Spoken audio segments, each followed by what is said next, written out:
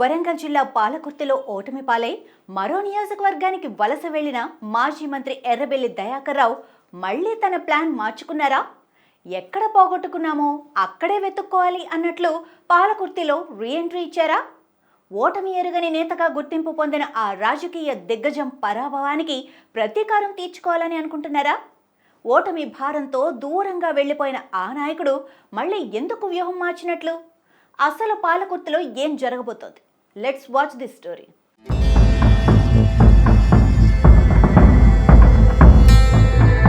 గత అసెంబ్లీ ఎన్నికల్లో ఉమ్మడి వరంగల్ జిల్లాలోని పాలకుర్తి సెగ్మెంట్లో మాజీ మంత్రి ఎర్రబెల్లి దయాకర్ రావు ఓటమి చవిచూశారు.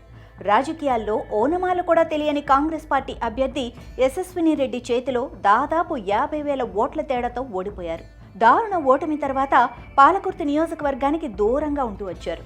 నియోజకవర్గాల పునర్విభజన అంశం తెరపైకి రావటం, అతి పిన్న వయస్కురాలి చేతిలో దారుణ ఓటమి కారణంగా పాలకుర్తికి ఎర్రబెల్లి దాదాపుగా గుడ్ బై చెప్పినట్లేనని గుసగుసలు వినిపించాయి. ఇదే సమయంలో తన సొంత నియోజకవర్గం వర్ధన్నపేటపై ఎర్రబెల్లి దృష్టి సారించారు. వర్ధన్నపేట నియోజకవర్గ వ్యాప్తంగా బీఆర్ఎస్ పార్టీని బలోపేతం చేస్తూ, చేరికలను ప్రోత్సహిస్తూ అక్కడ తన గత వైభవాన్ని తిరిగి తెచ్చుకునేందుకు ప్రయత్నాలు చేస్తున్నారు. దీంతో ఎర్రబెల్లి పాలకుర్తి నియోజకవర్గం నుండి వర్ధన్నపేట నియోజకవర్గానికి మకాం మార్చినట్లు జోరుగా చర్చలు సాగాయి. పాలకుర్తిలో బీఆర్ఎస్ పార్టీ మనుగడ కోల్పోతోందని అనుకుంటున్న సమయంలో అనూహ్యంగా ఎర్రబెల్లి రీఎంట్రీ ఇచ్చారు. రైతులకు సాగునీరు అందించడంలో స్థానిక ఎమ్మెల్యే కాంగ్రెస్ ప్రభుత్వం ఫెయిల్ అయిందని, దేవాదుల నీళ్లు అందించాలని డిమాండ్ చేస్తూ రైతులతో కలిసి పాదయాత్ర చేశారు. స్థానిక సంస్థల ఎన్నికల వేళ ఎర్రబెల్లి తన ఉనికి చాటుకునే ప్రయత్నం చేస్తున్నారని, పాలకుర్తిలో ఎర్రబెల్లి హవా లేదని కాంగ్రెస్ శ్రేణులు విమర్శలు చేశాయి. కాంగ్రెస్ నేతల విమర్శలకు కౌంటర్ ఇస్తూ పాలకుర్తి నియోజకవర్గ కేంద్రంలో తన సత్తా చాటేలా ఎర్రబెల్లి దయాకర్ రావు చేరికల పర్వానికి తెరలేపారు. తాజా మాజీ సర్పంచులను మొదలుకొని 100 మందికి పైగా సీనియర్ కాంగ్రెస్ నేతలకు గులాబీ కండువా కప్పి పార్టీలోకి ఆహ్వానించారు. దీంతో ఎర్రబెల్లి సైలెంట్గా నియోజకవర్గంలో పట్టు సాధిస్తున్నారన్న చర్చ జోరుగా సాగుతోంది. ఎన్నికల్లో ఓటమి తర్వాత పాలకుర్తి నియోజకవర్గానికి కాస్త దూరంగా ఉన్న ఎర్రబెల్లి సైలెంట్గా తన పని తాను చేసుకోబోతున్నారని పొలిటికల్ సర్కిల్స్లో గుసగుసలు వినిపిస్తున్నాయి. ఇప్పటికే నియోజకవర్గ వ్యాప్తంగా ఉన్న సీనియర్ కాంగ్రెస్ నేతలతో టచ్లోకి వెళ్లారని, అదును చూసి వారందరినీ బీఆర్ఎస్ పార్టీలోకి ఆహ్వానిస్తారని టాక్ వినిపిస్తోంది. పాలకుర్తి కాంగ్రెస్లో జరుగుతున్న ఆధిపత్య పోరాటం వల్ల వర్ధన్నపేట నియోజకవర్గానికి మారాలనుకున్న ఎర్రబెల్లి తన నిర్ణయం మార్చుకొని తిరిగి పాలకుర్తిపై దృష్టి సారించినట్లు తెలుస్తోంది. పాలకుర్తిలో ఎమ్మెల్యే యశస్విని రెడ్డి అత్త అయిన ఝాన్సీ రెడ్డి తీరుతో అసంతృప్తిగా ఉన్న సీనియర్ కాంగ్రెస్ నేతలపై ఎర్రబెల్లి దృష్టి సారించారట.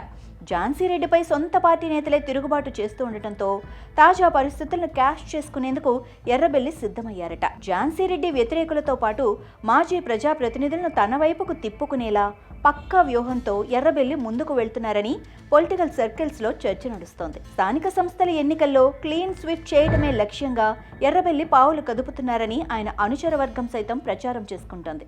రాబోయే స్థానిక సంస్థల ఎన్నికలను ఎర్రబెల్లి దయాకర్ రావు రెఫరెండంగా తీసుకున్నట్లు, సర్పంచ్లు, ఎంపీటీసీలు, జెడ్పీటీసీ స్థానాలను కైవసం చేసుకుని ఝాన్సీ రెడ్డికి భారీ షాక్ ఇచ్చేందుకు వ్యూహరచన చేస్తున్నారట.